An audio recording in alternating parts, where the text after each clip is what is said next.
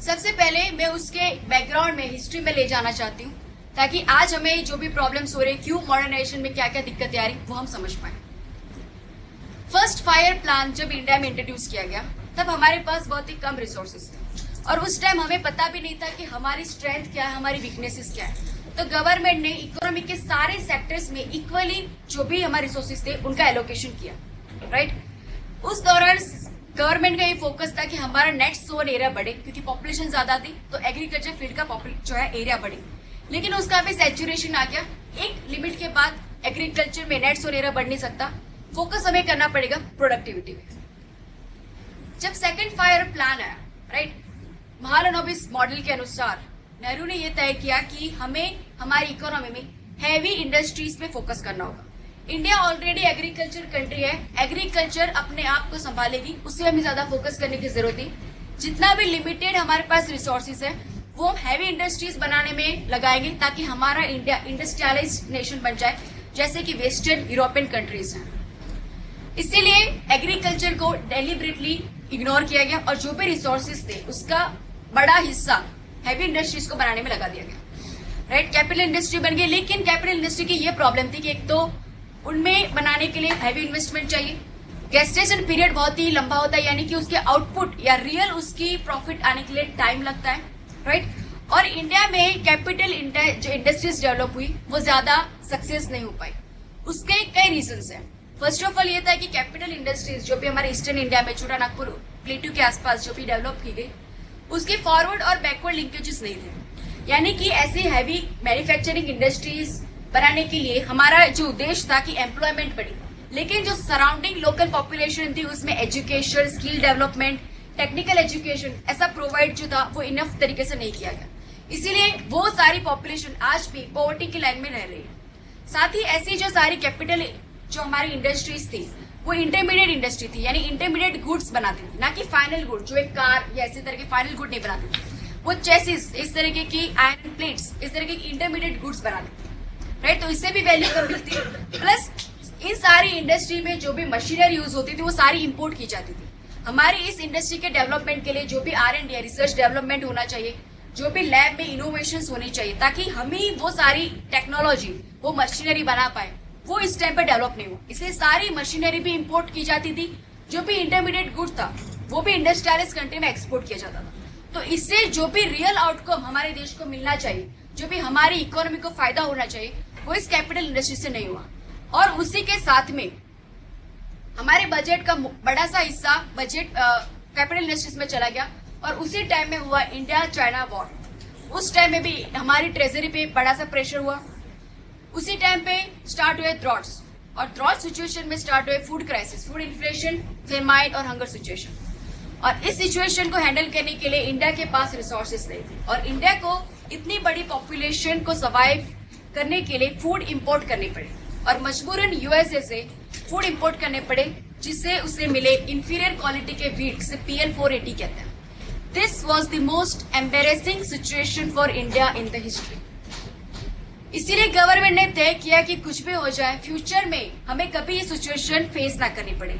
इसीलिए हमें कोई भी हालत में फूड प्रोडक्शन में सेल्फ सफिशिएंसी हमें हासिल करनी पड़ेगी। और इसीलिए 1965-66 में एक प्रोग्राम इंट्रोड्यूस किया गया जिसे हाई यील्डिंग वैरायटी प्रोग्राम कहते हैं और आज इस पूरे प्रोग्राम को ग्रीन रिवोल्यूशन के नाम से जाना जाता है। फिलीपाइंस और मैक्सिको में इस तरीके के ग्रीन रिवोल्यूशन आ चुके हैं और उसको मॉडल रखते हुए हमने ये इंट्रोड्यूस किया ये प्रोग्राम। ग्रीन रिवोल्यूशन के फादर नॉर्मन बोरलॉग, उन्होंने हाई यील्डिंग वैरायटीज बनाई थी। ऐसी हाई यील्डिंग वैरायटीज के कुछ क्रॉप्स की वैरायटी हमारे इंडिया के ग्रीन रिवोल्यूशन के फादर MS स्वामीनाथन इंडिया में उस वैरायटी को लेकर आए। ग्रीन रिवोल्यूशन के हमारे ऑब्जेक्टिव क्या थे? सबसे पहला जो इमरजेंसी में करना था वो था हमें फूड क्राइसिस को एंड करना है और हमें इस तरीके की ये फूड क्राइसिस एंड करना है कि फिर से फ्यूचर में कभी इस तरह की क्राइसिस ना आए, हम हमेशा के लिए फूड प्रोडक्शन में सेल्फ सफिशिएंट हो जाए। उसके बाद लॉन्ग टर्म बेस पे हम ये करेंगे कि हमारी एग्रीकल्चर की मॉडर्नाइजेशन हो जाए और एग्रीकल्चर और इंडस्ट्री का इंटरफेस बने, राइट, क्योंकि एग्रीकल्चर प्रोड्यूस वो भी इंडस्ट्री के साथ जुड़े और इंडस्ट्री में एग्रीकल्चर में आने वाले क्वालिटेटिव सीड्स वो भी इंडस्ट्री से आए, यानी फॉरवर्ड और बैकवर्ड लिंकेजेस एग्रीकल्चर की इंडस्ट्री के साथ जुड़ जाए। तो इस सारे शॉर्ट टर्म और लॉन्ग टर्म ऑब्जेक्टिव के साथ ग्रीन रेवोल्यूशन इंडिया में आया। लेवल 1 ग्रीन रेवोल्यूशन में सबसे पहले ये किया गया कि हमारे एग्रीकल्चर को कैसे मॉडर्नाइज करें, फार्मर्स को हाई यील्डिंग वैरायटी दो, इरिगेशन प्रोवाइड करो, फर्टिलाइजर्स दो, पेस्टिसाइड्स दो, उसे मिकेनाइजेशन या ट्रैक्टर्स या जो भी टूल्स चाहिए वो दो, इससे हमारी प्रोडक्शन बढ़ेगी। लेकिन ये सारी प्रोसेसेस क्रॉप स्पेसिफिक और रीजन स्पेसिफिक होनी चाहिए। क्रॉप स्पेसिफिक यानी कि सिर्फ व्हीट क्रॉप के अराउंड हम इस पूरे प्रोग्राम को कॉन्सेंट्रेट किया, और रीजन स्पेसिफिक यानी कि ये जो सारी फैसिलिटी हम high yielding variety, irrigation, fertiliser, pesticide, ये सारी फैसिलिटी हम कुछ लिमिटेड एरिया में ही देंगे, राइट। वैसे इंडिया के पास हम देख रहे हैं कि बहुत ही कम रिसोर्सेज के ऊपर से ड्रॉट्स, वॉर सिचुएशन हो गई, राइट, इंपोर्ट करनी पड़ी, उसमें भी पैसा जा रहा है, तो बहुत ही कम रिसोर्स है और इमरजेंसी की सिचुएशन है, हमें डायरेक्टली बहुत ही जल्दी आउटकम चाहिए। और इसीलिए अगर पूरे इंडिया में इस तरह का प्रोग्राम अगर इंट्रोड्यूस किया जाता तो उसके आउटकम आने में बहुत ही टाइम लगता, क्योंकि हमने देखा है कि अलग अलग रीजन की अलग अलग डिमांड है, अलग अलग प्रॉब्लम्स, उन सभी को सॉल्व करने अगर गवर्नमेंट बैठती तो कई साल लग जाते हमारी फूड सफिशिएंसी को पाने में। तो इसीलिए गवर्नमेंट ने तय किया कि हमारे पास कम रिसोर्सेज है, टाइम बहुत कम है, तो हम कुछ ही रीजन में ये ग्रीन रेवोल्यूशन जो है वो इंट्रोड्यूस करेंगे। और ऐसे रीजन जो चूज किए गए वो थे पंजाब, हरियाणा और वेस्टर्न यूपी। ये रीजन चूज करने का कारण क्या था?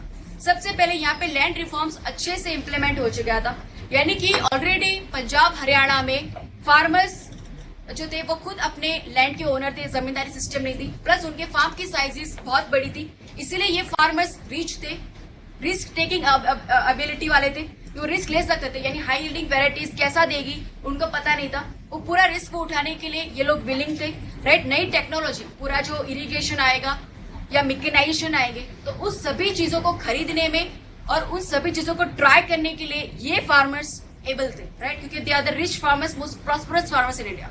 तो इसीलिए इस एरिया में अगर ये सारी फैसिलिटी उनको दी जाएगी तो बहुत ही जल्दी हमें आउटकम मिल जाएगा। तो इसीलिए ये रीजन चूज किया गया ग्रीन रेवोल्यूशन के लिए। ग्रीन रेवोल्यूशन इस तरह से कुछ रीजन में या कुछ क्रॉप में इंट्रोड्यूस करने के बाद क्या क्या बेनिफिट हुए लॉन्ग टर्म हमारे ग्रीन रेवोल्यूशन की वजह से? एक तो हमारी एग्रीकल्चर प्रोडक्टिविटी में काफी इंप्रूवमेंट हुआ, ऊपर से व्हीट की तो प्रोडक्टिविटी 4 टाइम्स बढ़ गई और आज वर्ल्ड की हाईएस्ट प्रोडक्टिविटी को मैच करती है। उसके साथ ओवरऑल फूड प्रोडक्शन में भी फायदा हुआ, क्योंकि पंजाब में फिर व्हीट के अलावा इरिगेशन फैसिलिटी थी, पेस्टिसाइड फर्टिलाइजर्स थे, तो और भी फूड क्रॉप्स में वहां पे प्रोडक्शन हुआ, राइट, और प्रोडक्शन में इंप्रूवमेंट हुई। 1950-51 में हमारा प्रोडक्शन था, agriculture production around 50 million ton, जो 90s में 200 मिलियन टन तक पहुंच गया, राइट। उसके बाद अलग अलग क्रॉप्स में भी, यानी शुगर केन, जवार, पोटेटोज, इन 3 क्रॉप्स में प्रोडक्टिविटी में इंप्रूवमेंट हुई। शुगर केन की प्रोडक्टिविटी भी आज हमारे कंपेरेटिवली दूसरे क्रॉप्स के कंपैरिजन में काफी हाई प्रोडक्टिविटी है। उसके अलावा जो भी फार्मर्स रीच हो चुके हैं वो अलग अलग इकोनॉमिक एक्टिविटी में इन्वेस्ट करने लगे, जैसे पोल्ट्री है, मिल्क यानी डेयरी, फिशिंग, इन सारी इकोनॉमिक एक्टिविटी को भी बूस्ट मिला। उसके साथ हैवी फर्टिलाइजर का यूजेज हुआ, इसकी वजह से फर्टिलाइजर इंडस्ट्री को भी बूस्ट मिला, राइट। जो भी अलग अलग दूसरे स्टेट थे उन्होंने ये सक्सेस देखे, उन्होंने भी अपने स्टेट में इरिगेशन को बढ़ावा देने के लिए वहां पे भी ट्राई किए गए।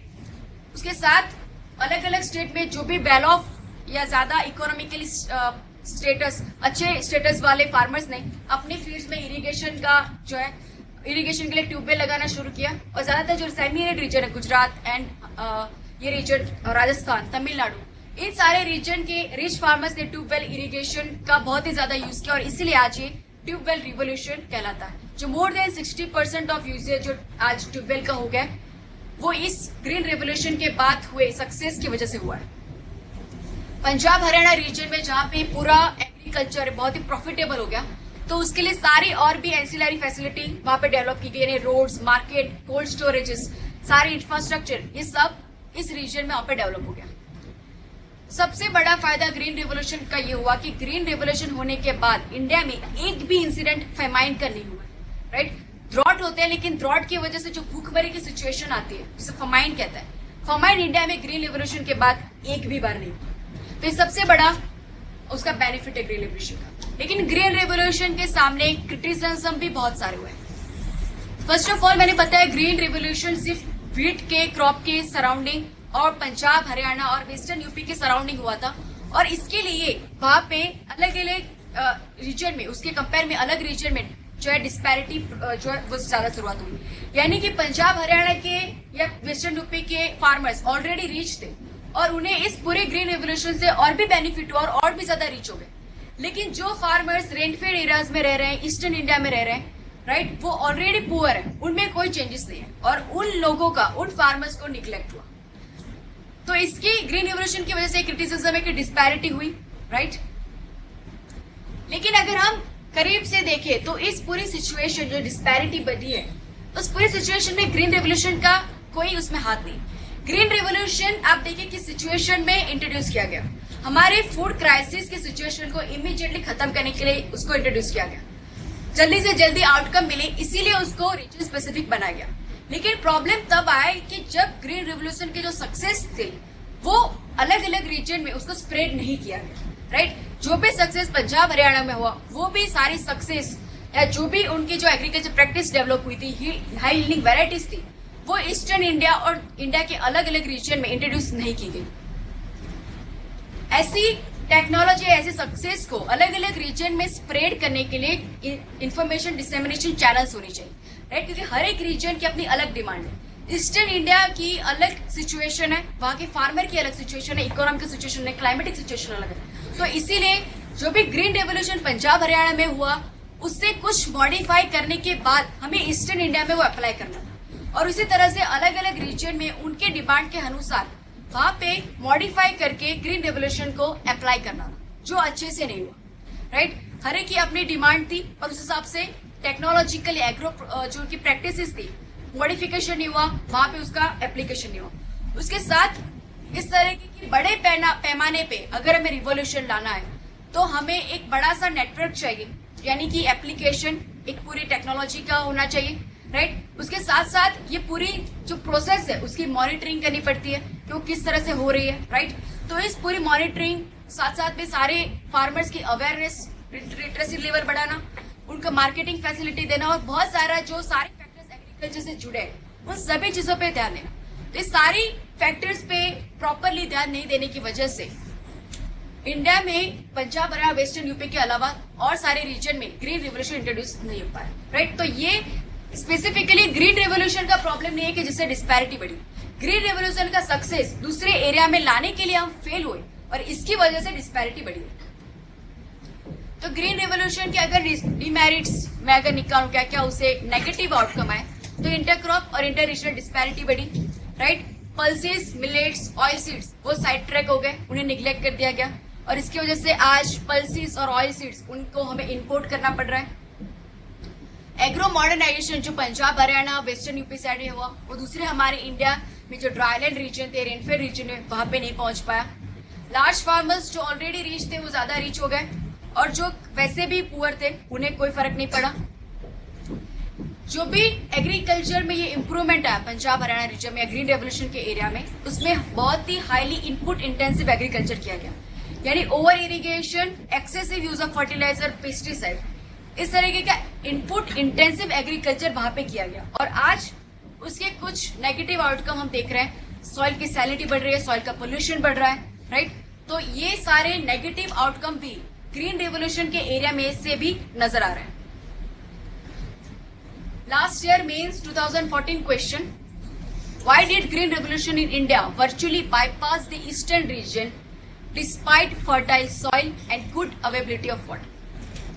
इस क्वेश्चन को आंसर करने के लिए सबसे पहले तो आपको ये बताना पड़ेगा कि हमें किस सिचुएशन में ग्रीन रेवोल्यूशन इंट्रोड्यूस किया गया, राइट। हमारे क्या इमरजेंसी की सिचुएशन थी, ड्रॉट, फेमाइन की situation, war situation, capital intensive industry में हमारा एलोकेशन। उसके बाद हमें बताना कि ऐसी इमरजेंसी की सिचुएशन में गवर्नमेंट को इमीडिएट रिजल्ट चाहिए था, राइट। सो रिसोर्सेज ऑलरेडी कम थे और इसीलिए सिर्फ वेस्टर्न रीजन में ये अप्लाई किया गया क्योंकि वेस्टर्न रीजन में फार्मर्स ऑलरेडी रिच थे, फार्म की साइजेस ऑलरेडी बड़ी थी, रिस्क टेकिंग अवेलेबिलिटी थी फार्मर्स में, तो इसीलिए बहुत ही जल्दी इसमें आउटकम मिलने के चांसेस थे, इसीलिए वेस्टर्न रीजन में उन्होंने इंट्रोड्यूस किया गया।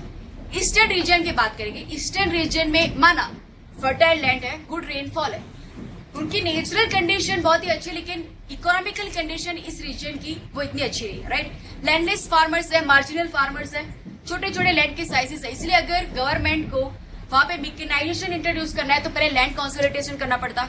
लैंड कंसोलिडेशन के लिए वही फार्म एक्सचेंज या कोऑपरेटिव फार्मिंग जिसमें बहुत ज्यादा प्रॉब्लम्स है, तो लैंड कंसोलिडेशन नहीं हो पाता।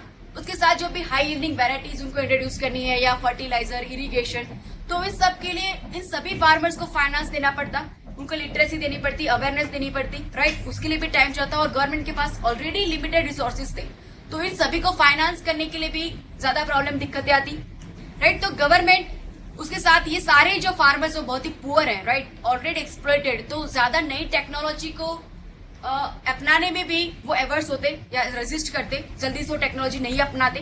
तो इस तरीके की काफी अनसर्टेनिटीज थी, काफी टाइम लगने के चांसेस थे। तो इसी वजह से ईस्टर्न रीजन को गवर्नमेंट ने बाईपास किया और सिर्फ नॉर्थ वेस्ट रीजन को ग्रीन लिबरेशन के लिए चूज किया। तो पूरा अराउंड 100-120 वर्ड्स में आंसर लिख सकता है। ग्रीन रिवोल्यूशन को अगर स्प्रेड करने की बात आए तो हमें क्या क्या चीजें ध्यान रखनी पड़ेगी। जो भी नॉर्थ वेस्ट रीजन में ग्रीन रिवोल्यूशन इंट्रोड्यूस हुआ वो इनपुट इंटेंसिव था, राइट। वैसा कैरेक्टर हमें आगे नहीं यूज करना है, राइट, क्योंकि हमने देखा कि इस तरह की इनपुट इंटेंसिटी की वजह से सॉइल के में या वाटर में पोल्यूशन के, सॉइल साइट के इश्यूज आ रहे हैं। तो इसीलिए अगर हम ग्रीन रिवोल्यूशन अदर एरियाज में लेने चाहते हैं तो हम सस्टेनेबल एग्रो प्रैक्टिस की यूज करेंगे। उसकी जो नेचुरल लिमिट है उसके हिसाब से वहां पे एग्रीकल्चर प्रैक्टिस करेंगे। ड्राई लैंड है तो less water intensive crops, wet है तो ज्यादा वाटर इंटेंसिव क्रॉप्स, बहुत ही optimum use of natural resources वहां पे करेंगे हम। एग्रो क्रॉप्स के साथ साथ नॉन एग्रो क्रॉप्स एक्टिविटी जो मैंने बताया, डेयरी, पिस्सीकल्चर, पोल्ट्री, इस सारी एक्टिविटीज पे भी ध्यान दिया जाना चाहिए। क्रॉप में भी डाइवर्सिफिकेशन हो, सिर्फ व्हीट और राइस नहीं, लेकिन पल्सेस, मिलेट, ऑयल सीड पे भी फोकस किया जाए ताकि इंडिया की न्यूट्रिशन सिक्योरिटी बनी रहे, राइट। तो इस तरह से अगर हम हर एक फैक्टर्स पे ध्यान दें तो हमारे यहाँ सिर्फ ग्रीन नहीं, एवरग्रीन रिवोल्यूशंस भी आ सकता है। ये जो पूरा इम्बैलेंस हो चुका था, राइट, व्हीट पे ज्यादा फोकस, मिलेट, पल्सेस और ऑयल सीड पे जो पूरा निग्लेक्ट हो चुका था, उसको बैलेंस करने के लिए गवर्नमेंट ने फूड सिक्योरिटी मिशन इंट्रोड्यूस किया था इन 2007। So this is different from food security act, okay. ये सिर्फ एक एग्जीक्यूटिव मिशन है जो पॉलिसी तैयार करता है। मिनिस्ट्री ऑफ एग्रीकल्चर ने मिशन मोड पे ये पॉलिसी तैयार की। 12th फायर प्लान में इसे इंट्रोड्यूस किया गया। उसके 5 कंपोनेंट्स दिए गए, राइस, व्हीट, पल्सेस, मिलेट्स और कॉमर्शियल क्रॉप, यानी कि सारे जो भी हमारे क्रॉप से जो भी निग्लेक्ट भी हो गए थे उन सभी को इस पॉलिसी में, इस मिशन में स्थान दिया गया ताकि सभी क्रॉप्स के टाइप्स पे अलग से बैलेंस वे में उसको ध्यान दिया जा सके। उसके 2 पार्ट्स इस मिशन के। पहले तो गवर्नमेंट ने उन क्रॉप्स के लिए टारगेट्स तय किए कि इतना टारगेट, इतना प्रोडक्शन हमें अचीव करना है, और उस टारगेट को अचीव करने के लिए फार्मर्स के साइड पे क्या क्या कैपेसिटी बिल्डिंग, क्या क्या उनको ट्रेनिंग देनी पड़ेगी। तो टारगेट गवर्नमेंट ने तय किए। राइस का प्रोडक्शन हम 10 मिलियन टन करेंगे पर एनम, और व्हीट का 8 मिलियन टन करेंगे, sorry, at the end of the fire plan. Pulse का 4 मिलियन टन और कोआर सीरियल्स या मिलेट्स है उनका 3 million ton after end of 12th year plan. इतना प्रोडक्शन उनका होना चाहिए, यानी इतनी लेवल पे प्रोडक्शन होनी चाहिए। उस प्रोडक्शन टारगेट को अचीव करने के लिए फार्मर को कैसी ट्रेनिंग दी जानी चाहिए। तो एक फैसिलिटी जिसे कहते हैं फार्म फील्ड स्कूल्स, यानी फार्मर ऐसे स्कूल में जाके एग्रीकल्चर से रिलेटेड ट्रेनिंग ले सकते हैं। ऐसे स्कूल में फार्मर्स को फार्म मैकेनाइजेशन की ट्रेनिंग दी जाएगी, किस किस तरह के टूल्स अवेलेबल है, कैसे उन्हें यूज करते हैं। रिसोर्स कंजर्वेशन टेक्निक, यानी किस तरीके की सॉइल कंजर्वेशन हो सकता है, वाटर कंजर्वेशन हो सकता है। एफिशिएंटली किस तरीके के water application tool, suppose for example sprinklers है, ड्रिप इरिगेशन है, तो इस तरीके के इरिगेशन के भी डिफरेंट टाइप के टूल्स जो नई टेक्नोलॉजी होती है उनसे उन्हें माहितगार किया जाएगा। उसके बाद क्रॉपिंग सिस्टम बेस्ड ट्रेनिंग, यानी कि जिस रीजन में जिस तरीके की सॉइल है, जिस तरह का क्लाइमेट है, वहां पे उनके हिसाब से क्रॉपिंग के अलग अलग कॉम्बिनेशन या क्रॉप्स के अलग अलग कॉम्बिनेशन उन्हें रेकमेंड किए जाएंगे। तो इस तरीके की ट्रेनिंग फार्म फील्ड स्कूल में फार्मर्स को दी जाएगी। उसके साथ साथ क्लस्टर डेमोन्स्ट्रेशन दिया जाएगा, यानी जो भी हमारी एग्रीकल्चर यूनिवर्सिटीज है वहां पे जो साइंटिस्ट है उन्होंने कई नई टेक्नोलॉजी डेवलप की होती है, कोई नई वैरायटी डेवलप की होती है, तो वो फार्म पे जाके ऑन ग्राउंड वहां पे उन्हें डेमोन्स्ट्रेशन करके दिखाएंगे कि कैसे इस तरीके की टेक्नोलॉजी को यूज की जाती है, राइट। जैसे राइस में नई टेक्नोलॉजी डेवलप हुई है, जैसे कहते हैं डायरेक्ट सीडेड राइस, ये लाइन ट्रांसप्लांटिंग राइस या सिस्टम ऑफ राइस इंटेंसिफिकेशन। तो अलग अलग ये नई टेक्नोलॉजी को डेमोस्ट्रेट किया जाता है फार्मर्स के सामने। उसके बाद demonstration of front line technology, hybrid varieties तैयार होती है, राइट, उनको डिस्ट्रीब्यूशन या उनका वहां पे डेमोस्ट्रेशन दिया जाता है फार्मर्स को। तो इसके हिसाब से फार्मर जो है इन सारी नई नई टेक्नोलॉजी को अडॉप्ट कर पाए, राइट। तो इस तरह से कि गवर्नमेंट ने फूड सिक्योरिटी मिशन इंट्रोड्यूस किया ताकि व्हीट राइस के अलावा यानी फूड ग्रेन्स क्रॉप्स के अलावा दूसरे क्रॉप्स पे भी अच्छे से ध्यान दे सके। तो अगर आइडियलाइज हमें ग्रीन रिवोल्यूशन इंडिया में इंट्रोड्यूस करना है तो हमें ये 4 फैक्टर्स ध्यान पे रखने होंगे। एक तो इन्वेस्टमेंट, हमारे एग्रीकल्चर में इन्वेस्टमेंट बढ़ाने की जरूरत है, both from the government side and also from individually farmers side, right. Government के साइड से भी इंफ्रास्ट्रक्चर बनाने की जरूरत है, फार्मर के साइड से भी उसको अलग अलग इनपुट के जरिए इन्वेस्टमेंट बढ़ाने की जरूरत है। उसके बाद रिसर्च एंड डेवलपमेंट की जरूरत है, ज्यादा से ज्यादा इनोवेटिव सीड्स डेवलप करने की जरूरत है। पॉलिसी, प्राइसिंग पॉलिसी को बैलेंस करने की जरूरत है। आज जो एमएसपी हमारी व्हीट या राइस से टिल्टेड है, राइट, उसे बैलेंस करनी चाहिए। एग्रीकल्चर ट्रेड, उसको बढ़ावा देने की जरूरत है। यानी कि इन्वेस्टमेंट में अगर इंडिविजुअली या हम गवर्नमेंट के हिसाब से देखें तो इन्वेस्टमेंट तब बढ़ेगा जब फार्म कंसोलिडेशन होगा या लैंड कंसोलिडेशन होगा, लैंड की साइज बढ़ेगी तभी प्रोडक्शन बढ़ेगा और तभी फार्मर के पास एक इनफ इनकम आएगी, इनफ डिस्पोजेबल इनकम आएगी कि वो फिर से उस फार्म में इन्वेस्ट कर पाए। तो उस फार्म के कंसोलिडेशन के लिए मेक इन इंडिया है, राइट, ज्यादा से ज्यादा मैन्युफैक्चरिंग इंडस्ट्री का डेवलपमेंट हो, स्किल डेवलपमेंट हो, या इसकी वजह से फार्मिंग सेक्टर में जो सरप्लस पॉपुलेशन है वो मैन्युफैक्चरिंग सेक्टर में जा पाए, लैंड ज्यादा रिलीज हो और लैंड की साइज बढ़े। उसके साथ R&D में लैंड टू फील्ड कनेक्शन होना जरूरी है, यानी कि जो भी एग्रीकल्चर लैब्स या यूनिवर्सिटीज में जो भी इनोवेशन हो रही है तो वो फार्मर्स के पास आनी जरूरी है, राइट, उनमें वो इन्फॉर्मेशन आनी जरूरी है, तभी उसका टेक्नोलॉजी का एप्लीकेशन हो पाएगा। उसके साथ उन सभी यूनिवर्सिटीज में जो भी नए नए टेक्नोलॉजी डेवलप हुई या नए नए टूल्स या व्हीकल्स डेवलप हुए तो उन्हें भी इंडस्ट्री के साथ कनेक्शन होना जरूरी है ताकि उस डिफरेंट टेक्नोलॉजी या टूल्स का कमर्शियल वे पे प्रोडक्शन हो पाए और ताकि सारे इंडिया के फार्मर्स को उसका लाभ मिल सके।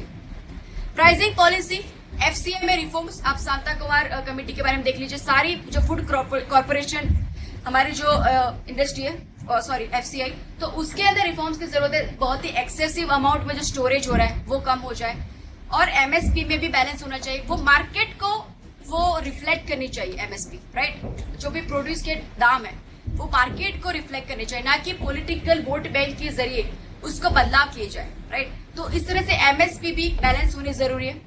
एग्रीकल्चर ट्रेड को बढ़ावा देने के लिए सबसे बड़ा जो बैरियर है, जो सबसे बड़ा प्रॉब्लम है वो है APMC एक्ट। इसकी वजह से फार्मर्स और इंडस्ट्री के डायरेक्ट कनेक्शन नहीं बन पा रहा है। फार्मर जो है इंडस्ट्री या फूड प्रोसेसिंग इंडस्ट्री या फिर कंज्यूमर के साथ उनका जो डायरेक्ट कनेक्शन होना चाहिए, इंडस्ट्री के साथ डायरेक्ट उसका कॉन्ट्रैक्ट फार्मिंग होना चाहिए, राइट। तो उसकी वजह से ही हमारे यहाँ फूड प्रोसेसिंग इंडस्ट्री डेवलप होगी। तो इस सारी चीजों को अगर हम ध्यान रखें तो हमारे यहाँ ग्रीन रेवोल्यूशन ही नहीं, एवरग्रीन रेवोल्यूशन आ सकता है। Crop, land, water, nutrition, modernisation.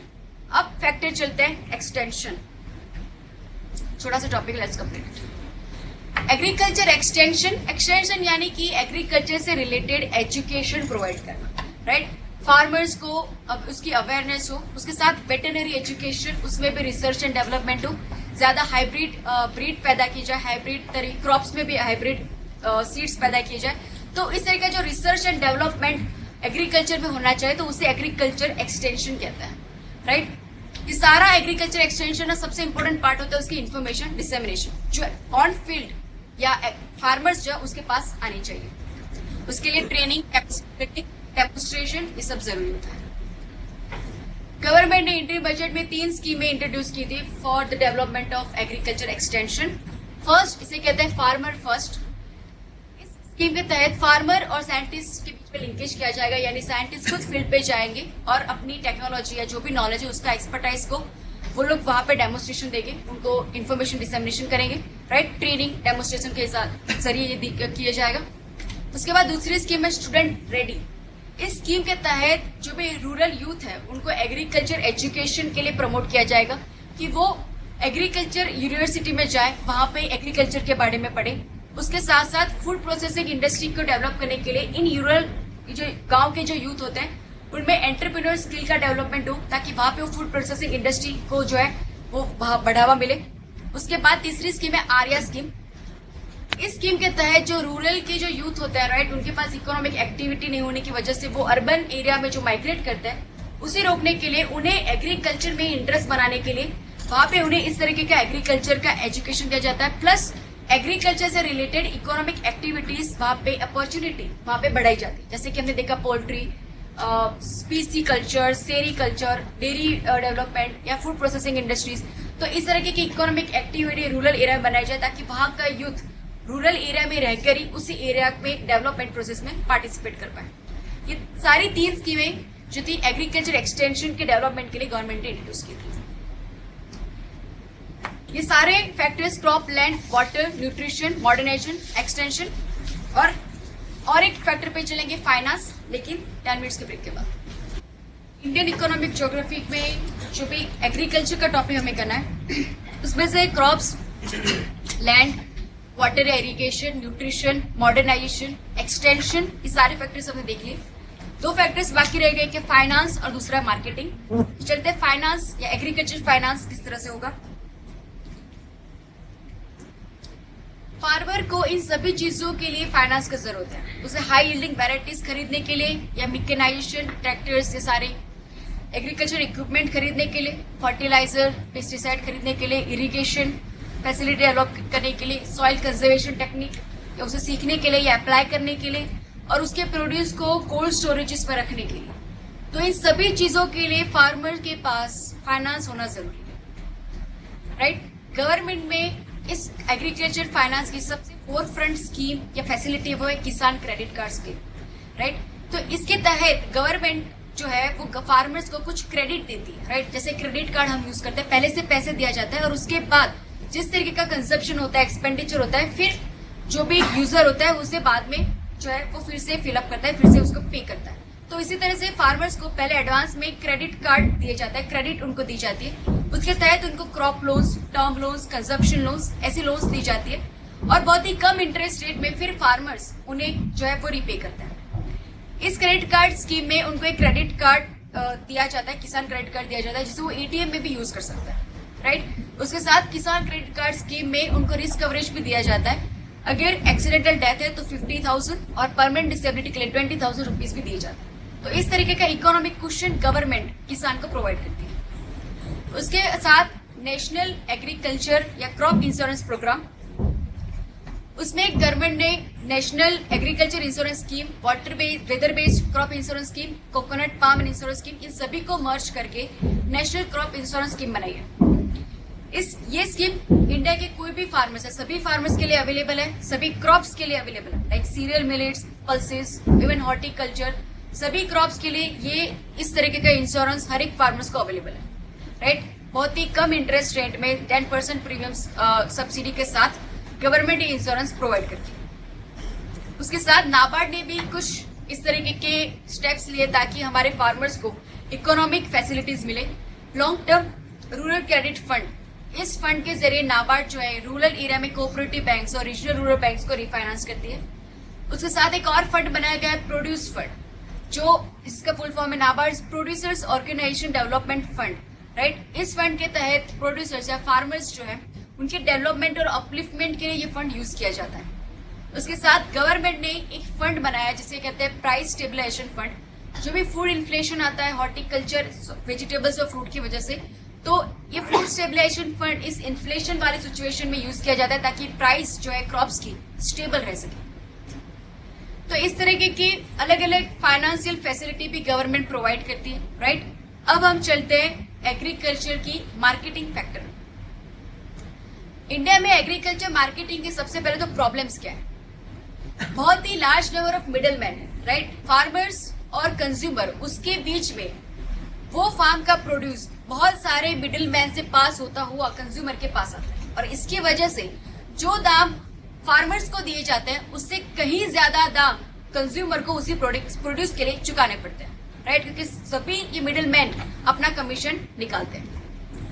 उसके साथ साथ हमारे यहाँ मार्केटिंग में या जो एग्रीकल्चर प्रोड्यूस हो जाता है उसमें स्टैंडर्डाइजेशन की कमी, ग्रेडिंग, राइट, उसमें जो मेजरमेंट होता है उसमें स्टैंडर्डाइजेशन की कमी, इनएडिक्वेट ट्रांसपोर्ट सिस्टम, यानी कि एग्रीकल्चर एरिया में प्रोड्यूस हो जाने के बाद ट्रांसपोर्टेशन सिस्टम की कमी होने की वजह से फार्मर जो भी ट्रेडर जिसके पास ट्रांसपोर्टेशन फैसिलिटी है उसे जो दाम वो ट्रेडर बोले उस दाम में बेच देना पड़ता है, क्योंकि फार्मर खुद ट्रांसपोर्टेशन फैसिलिटी की न होने की वजह से खुद उसे जाके मंडी में या डायरेक्ट कंज्यूमर को बेच नहीं सकता, राइट। स्टोरेज इंफ्रास्ट्रक्चर ये भी एक प्रॉब्लम है कि ट्रेडर्स जो भी दाम बोले उसे बेच देना पड़ता है, अदरवाइज उसका जो क्रॉप का प्रोड्यूस है वो बिगड़ जाएगा, राइट। तो उसके पास स्टोरेज फैसिलिटी नहीं, इससे बार्गेन की कैपेसिटी उसमें नहीं रहती।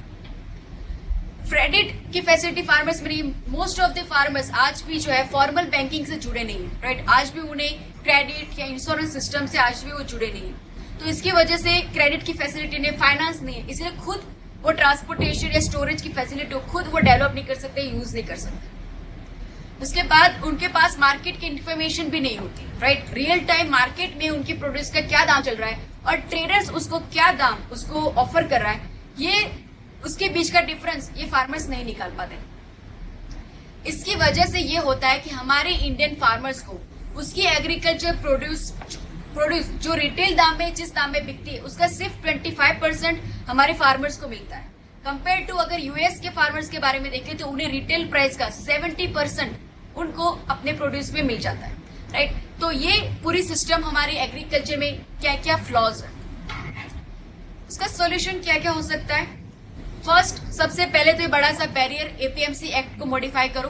गवर्नमेंट ने या यूनियन गवर्नमेंट जो मॉडल एपीएमसी एक्ट बनाया उसे सभी स्टेट में फुल लेटर एंड स्पिरिट में अप्लाई करना चाहिए। इस एपीएमसी के जरिए जो फार्मर्स है वो डायरेक्टली जो बड़े बड़े इंडस्ट्रीज होते हैं, जैसे हम देखते हैं कि रिलायंस फ्रेश है या फूड बाजार है, वहां पे अगर हम देखते हैं तो सब्जियों के दाम हमारे नॉर्मल सब्जी मंडी के दाम से कम होते हैं, कि वो डायरेक्टली कॉन्ट्रैक्ट करते हैं फार्मर के साथ, उन्हें यहाँ पे बीच में कोई मिडिल मैन नहीं होता है। और इसकी वजह से ऐसी इंडस्ट्रीज कंज्यूमर को कम दाम में जो है वो सारी प्रोड्यूस बेच सकती है, और फार्मर को भी इससे फायदा है क्योंकि उनको ये सारी इंडस्ट्रीज कॉन्ट्रैक्ट के टाइम पे इनपुट के लिए क्रेडिट देती है, राइट। कोल्ड स्टोरेज की फैसिलिटी देती है, और ये सारी इंडस्ट्रीज वहां पे कोल्ड स्टोरेज की फैसिलिटी के साथ साथ रेफ्रिजरेटेड वान्स इन सभी में फैसिलिटी के साथ उनके प्रोड्यूस को ले जाती है। तो इसीलिए डायरेक्ट कॉन्ट्रैक्ट फार्मिंग इंडिया में डेवलप करने की बहुत जरूरत है, राइट।